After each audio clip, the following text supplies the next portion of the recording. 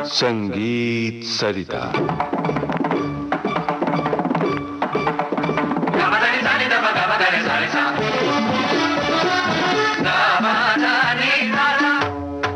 भारतीय ताल वाद्य और फिल्म संगीत।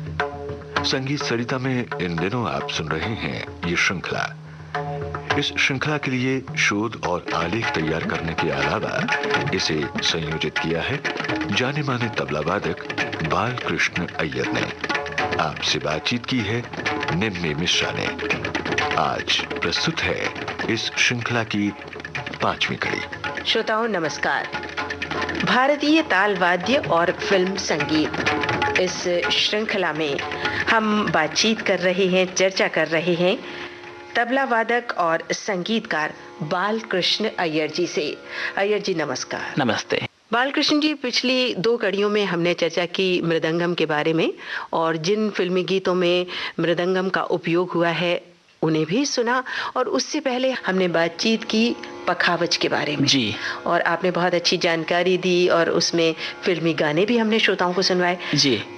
उसी बातचीत में आपने कहा था कि पखावज जो है वो तबले का पिता माना जाता है। जी जी। तो आज हम तबले की चर्चा करेंगे और मैं बहुत कुछ जानना चाहती हूँ तबले के बारे में कि तबले की उत्पत्ति कैसे हुई, विकास कैसे हुआ, इसका गठन किस तरह से होता है। जी। इसके बहुत से घराने होते हैं जी। और बहुत सारे इसके मशहूर जो हैं तबला वादक हो गए हैं जी। और वो किस तरह का कैसा बाज है तबले का, ये सब बातें हैं और कितनी तालें होती हैं, तो ये सब मैं जानना चाहती हूँ। जी, ये सब एक साथ तो मैं आपको नहीं बता पाऊंगा। एक एक करके आप मुझसे पूछते जाएं और मैं जितना हो सके आपको समझाने की कोशिश करूंगा, श्रोताओं को बताने की कोशिश करेंगे हम लोग। सबसे पहले तो मैं तबले की उत्पत्ति के बारे में बताऊंगा। जैसा कि पिछले भाग में हमने कहा था कि मृदंग को या पखावज को तबले का पिता माना गया है। उसके बारे में यूं कहा जाता है कि तबले के विषय में, उत्पत्ति के विषय में बहुत सारे मत हैं। एक मत के अनुसार 13वीं शताब्दी में अलाउद्दीन खिलजी के समय के अमीर खुसरो ने तबले का आविष्कार किया था, ऐसा मानते हैं, लेकिन इसका हमारे पास कोई ठोस प्रमाण उपलब्ध नहीं है। ऐसा कहते हैं कि पखावज को बीच में से काटकर 2 भागों में विभाजित कर उसे तबले का रूप दिया और 2 भागों में बंटने के बाद भी वह बोला, मतलब उसमें से आवाज निकली तो तब भी बोला, तो तब भी बोला का अपभ्रंश होकर के तबला हो गया। ऐसा एक मत है। 13वीं शताब्दी के पूर्व ध्रुपद गायन का प्रचलन था। ध्रुपद की प्रकृति गंभीर होने के कारण उसके साथ पखावज का उपयोग होता था। धीरे धीरे उत्तरी भारत में सामाजिक परिस्थितियां बदलने लगी और शासकों की प्रवृत्ति गंभीरता पर न रहकर चंचलता और जीवन के छिछले अंगों पर जाने लगी। फलस्वरूप संगीत में भी बदलाव आया। बिल्कुल सही कहा। तो ध्रुपद का स्थान ख्याल ने ले लिया। अब क्योंकि ख्याल गायकी में गंभीरता ध्रुपद से कम थी, इसलिए एक ऐसे वाद्य की आवश्यकता महसूस हुई जो ध्रुपद से कम गंभीर हो और ख्याल के साथ अच्छी तरह बजे। तो उस समय के जो विद्वान थे उन लोगों ने तबले का आविष्कार किया होगा, ऐसा मान सकते हैं। प्रसिद्ध गायक सदारंग आदारंग इसी युग के महान ख्यालीय हुए और ख्याल की संगति के अनुरूप एक वाद्य का आविष्कार हुआ जिसे तबला कहा गया। अब आप कहेंगे कि ये तबला कहाँ से शब्द आया? तो उस वक्त हमारे संस्कृति में फारस की संस्कृति का बड़ा प्रभाव पड़ा। जी हाँ। तो ये शब्द जो है तबला, तबल शब्द फारस का है जिसका अर्थ होता है बजाना। एक साहब थे इब्ना खुर्दाद बिन, ये फारस के थे और इस व्यक्ति ने तबले का आविष्कार किया, ऐसा माना जाता है। कर्ट सेक्स ने अपनी किताब में जो म्यूजिक ऑफ हिंदुस्तान लिखा है उसमें भी इसका जिक्र किया हुआ है।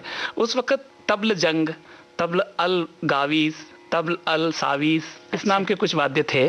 तो तबल जंग जो था वो ऊंट के ऊपर रख करके बजाया जाता था। ऊंट के दाएं और बाएं 2 हिस्से में तबले की शक्ल में बड़े बड़े वाद्य थे। उसको पीट करके ऊंट के ऊपर बैठ करके बजाया जाता था जंग में। जिसकी आवाज सुन करके जो सिपाही हैं वो उत्तेजित होके जोर से युद्ध करने लगते थे। तो यहाँ से तबल शब्द की उत्पत्ति हुई और तबले का आविष्कार हुआ, ऐसा समझते हैं। बहुत अच्छी जानकारी थी हमारे सुनने वालों के लिए। फिर आगे इसका विकास किस तरह से हुआ? जैसे कि मैंने आपको कहा, सदारंग जी के पुत्र का नाम भी खुसरो खां था।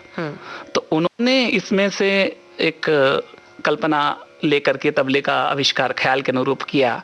मृदंग को भी उन्होंने प्रेरणा उससे भी ली, क्योंकि तबले में शाही है, मृदंग में भी शाही है। जी हाँ। ये दो ही ऐसे हमारे भारत के वाद्य हैं जिसमें शाही का इस्तेमाल होता है और किसी भी वाद्य में शाही का इस्तेमाल नहीं होता। अच्छा। इसीलिए हम ये कह सकते हैं कि मृदंग से इसकी कल्पना लेकर के उन्होंने तबले का आविष्कार किया होगा। अच्छा, ये जो तबला है ये किस चीज से बना होता है? ये देख रही हैं आप, आपके सामने तबला रखा हुआ है। ये दो भागों में है। दाहिने तरफ जो है इसको तबला कहते हैं। हाँ। और बाईं तरफ जो है उसको बाया या डुग्गी कहते हैं, डग्गा भी कहते हैं। डग्गा भी कहते हैं। और पहले धामा भी कहते थे। हाँ, और जहां तक मुझे याद है पहले ये मिट्टी का होता था। जी, पहले तो मिट्टी का ही बना था, अभी भी बनारस में मिट्टी के ही भाई लोग बजाते हैं, मगर अब क्योंकि ले जाने लाने में टूटने फूटने का खतरा रहता है, इसलिए अब ये धातु के बनने लगे हैं। और ऐसा कहते थे पहले कि मिट्टी का जो तबला होता है, ये बाया डिग्गी या डग्गा जिसको कहते हैं, उसकी आवाज और उसकी गूंज ज्यादा मधुर होती है। बिल्कुल बिल्कुल, बहुत उसमें फर्क होता था कि वो जो मिट्टी की जो अभी भी कुछ लोग बजाते हैं, मिट्टी में ही बजाते हैं, उसकी गूंज में और इसमें काफी फर्क होता है। अच्छा, तो हमने इतनी सारी बातें तबले की उत्पत्ति और विकास के बारे में की, तो कुछ आप तबला सुनाइए भी तो सही हमारे श्रोताओं को, और हम कुछ फिल्मी गीत जो तबले की खास तालें होती हैं, तालें कितनी सारी होती हैं, और आपसे जैसे मैं बहुत सारे सवाल कर चुकी हूँ और सबका जवाब एक कड़ी में देना संभव नहीं है, तो इसलिए आज आप हमें कौन सा फिल्मी गीत किस ताल में है और जो आपको अभी याद आ रहा हो वो ताल हमें सुनाइए और फिर गाना सुनेंगे। देखिए, आपके कार्यक्रम का शीर्षक तो भारतीय ताल वाद्य और फिल्म संगीत, तो फिर तबले का इस्तेमाल तो जितना ज्यादा फिल्मों में हुआ उतना किसी वाद्य का नहीं हुआ है। जहाँ जहाँ पखावज नहीं बजता वहाँ वहाँ तबला ही बजता है। जी हाँ। तो बहुत सारे गाने हैं, बहुत सारे उस्तादों ने, पंडित किशन महाराज ने, पंडित गुदई महाराज ने, इन लोगों ने बहुत अच्छा अच्छा तबला बजाया है फिल्मों में। तो कुछ तो मैं आपको बताऊंगा, कुछ कौन से ताल कहाँ कैसे इस्तेमाल किए गए हैं। जैसे आपको मैं एक ताल है हमारे यहाँ झप ताल। अच्छा। 10 मात्रे का ताल है। जी हाँ। और वो सुगम संगीत में बहुत कम उपयोग में लाया जाता है। ये शास्त्रीय संगीत का ताल है। झप ताल शास्त्रीय संगीत जी। मगर एक गाना जो है बहुत ज्यादा प्रचलित, मुकेश जी का परवरिश फिल्म का, याद आया आपको? हाँ। ये जीवन की राहें, और इसमें मुझे ऐसा लगता है कि झप ताल बिल्कुल निखर के सामने आई। देखिए, ये इतना कठिन ताल होने के बावजूद भी उसको इतनी अच्छी तरह से उसको उपयोग में लिया गया है कि ये अमर गाना हो गया है। बिल्कुल। तो मैं पहले इसका आपको ठेका बजा के दिखाता हूँ। देखिए ये किस तरह से बजता है। ठेका इसका है धिन्ना धिन धिन्ना तिन्ना धिन धिन्ना। 10 मात्रा है इसमें। 10 मात्रा। धिन्ना धिन धिन्ना तिन्ना धिन धिन्ना।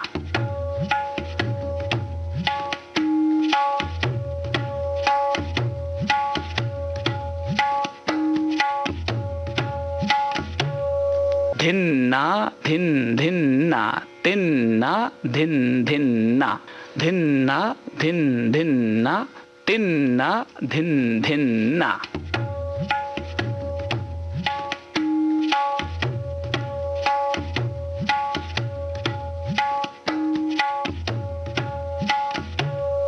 अब ये गाना आप सुनिए, उसको किस तरह से जब ताल को उसमें बजाया है उसका आनंद उठाइएगा। तो पहले आप इस गाने को सुनाएंगे बांसुरी पर? जी, विवेक जी इसको बांसुरी के ऊपर बजा के इसकी कुछ लाइनें बजा करके सुनाएंगे। आप झपताल सुनाएंगे। मैं उसमें झपताल का ठेका लगाऊंगा, आपका काम आप करेंगी। जी हाँ।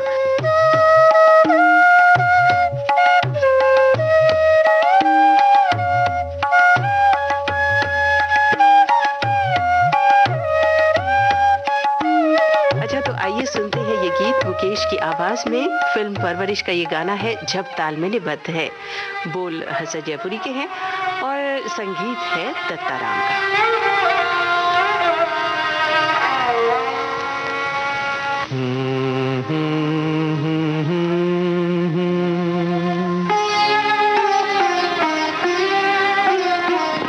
आंसू भरी है ये जीवन की राहें, कोई उनसे कह दे हमें भूल जाए। आंसू भरी है ये जीवन की राहें, कोई उनसे कह दे हमें भूल जाए। आंसू भरी है।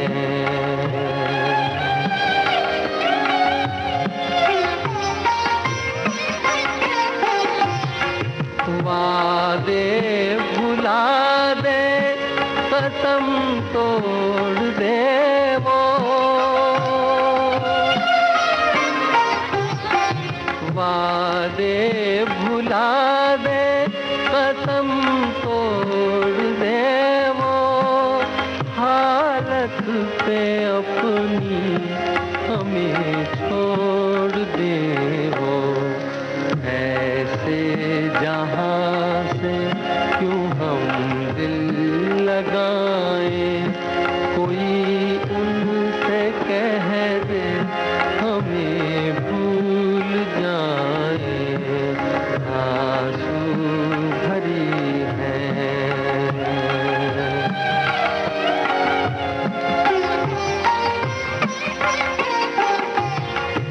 बर्बादियों की अजब दास्तां हूँ, बर्बादियों की अजब दास्तां हूँ।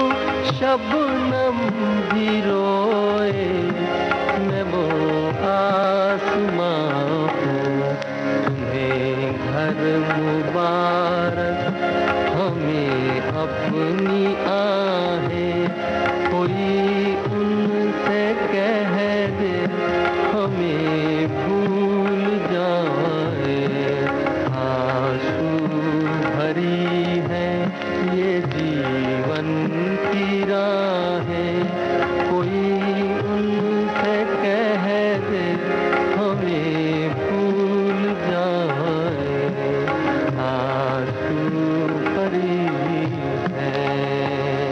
श्रोताओं, तबले पर बहुत सी ताल बजाई जाती हैं और भी बहुत सी तालें हैं, वो हम आपको सुनवाएंगे अपनी अगली कड़ी में। और तबले के गठन के बारे में भी हम बालकृष्ण जी से काफ़ी चर्चा करेंगे आपके लिए। आज अब बस यहीं तक, कल फिर मुलाकात होगी। नमस्कार।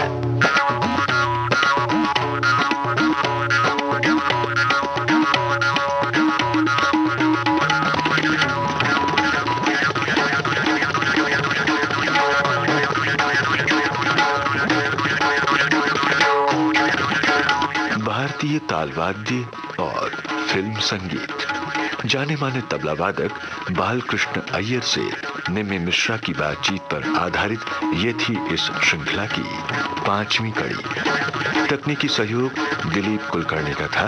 प्रस्तुति सहयोग दिया वीणा राय सिंघानी ने और विविध भारती की ओर से इसे आपकी सेवा में प्रस्तुत किया कांचन प्रकाश संगीत ने।